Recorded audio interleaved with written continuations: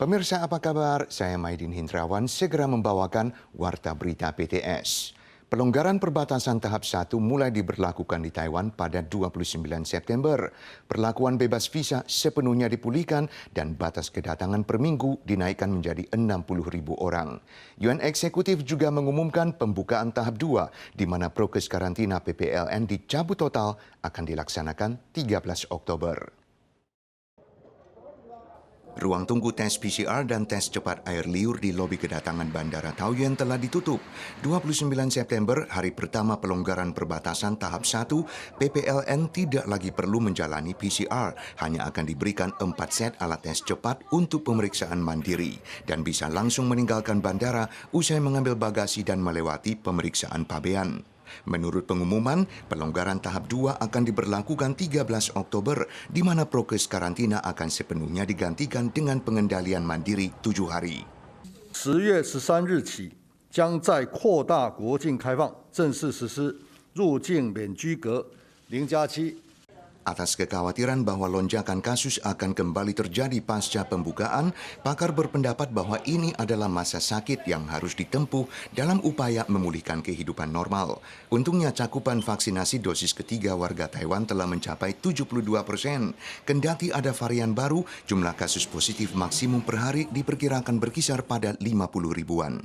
Selain COVID-19, perjangkitan influenza juga semakin marak.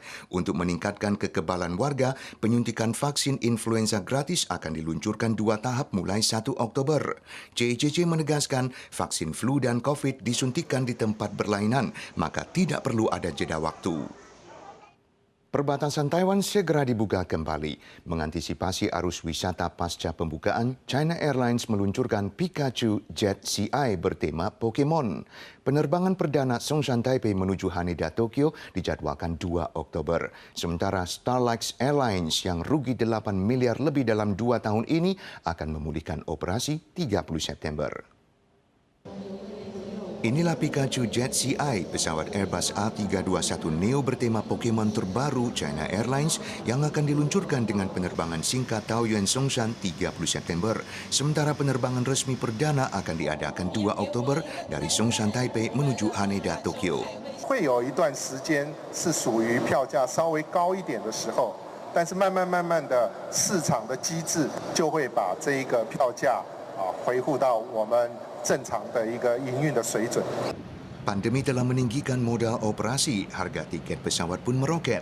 Tapi mengantisipasi arus wisata dari pembukaan perbatasan, JAL berencana membuka rute baru menuju Cebu di Filipina dan Da Nang di Vietnam, dan Starlux Airlines yang menderita kerugian lebih dari 8 miliar dolar semasa pandemi 2 tahun ini juga akan memulihkan operasi 30 September. Taiwan akan membuka perbatasan negara, menghapus prokes karantina kedatangan dan larangan kunjungan grup wisata mulai 13 Oktober. Menurut CICC, kalau ada turis asing yang positif, anggota grup yang sama boleh melanjutkan wisata setelah hasil tes rapid negatif dalam 2 hari. Prosesi arak-arakan keliling kawasan 5 tahun sekali, tanggal 29, resmi diluncurkan di Kuil Chen An di Mailiao, Yunlin, dengan selesai dibangunnya raja kapal berukuran 12 meter panjang, 3 meter lebar dan tinggi. Ritual tradisional yang akan memuncak pada Oktober hingga November ini diharapkan bisa mengusir wabah penyakit menular.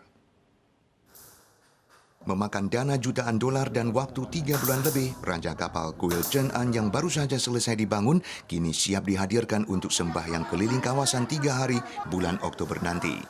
Menurut Kuil Chen An, Wang Ye adalah dewa utama yang disembah warga pesisir barat daya Taiwan, dan ritual raja kapal untuk mengusir penyakit menular sangat populer di 4 tempat, yaitu Tongshi dan Putai di Chiayi serta Taixi dan Mailiao di Yunlin.